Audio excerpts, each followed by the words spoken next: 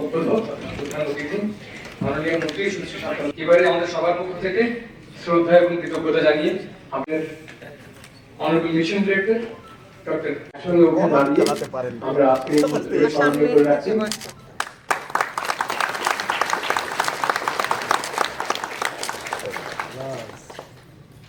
शुभम करोति कल्याणम आरोग्यम धनसंपदा शत्रु वृद्धि विनाशाय दीपो ज्योति ব্যাকগ্রাউন্ড মিশন পক্ষ থেকে কয়েক বন্ধুরা আসুন।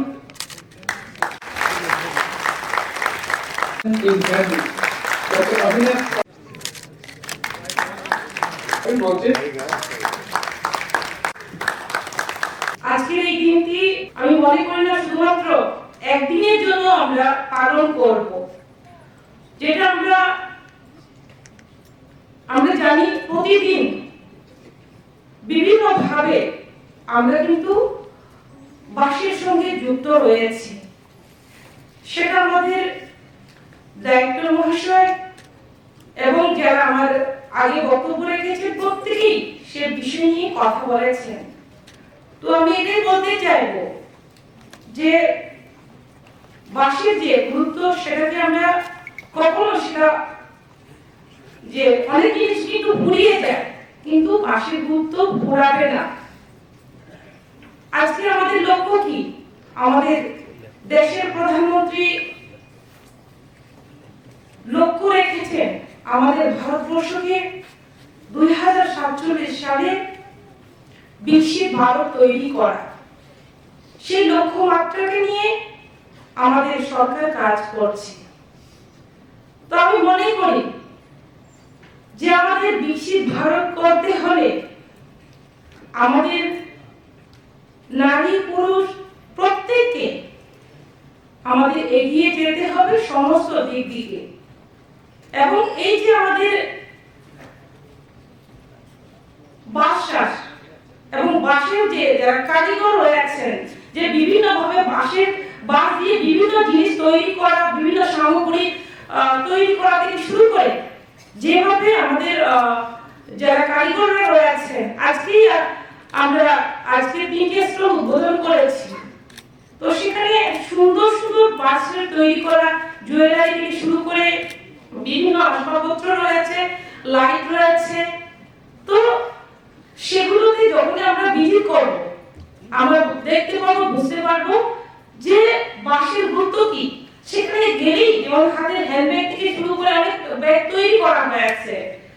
তো আমরা ওখানে যাব, সেটা গুরুত্ব বুঝতে পারবো এবং আমাদেরও সেই জিনিসগুলো, যে প্রোডাক্টগুলো আমাদের নিয়ে আসতে ইচ্ছে করবে।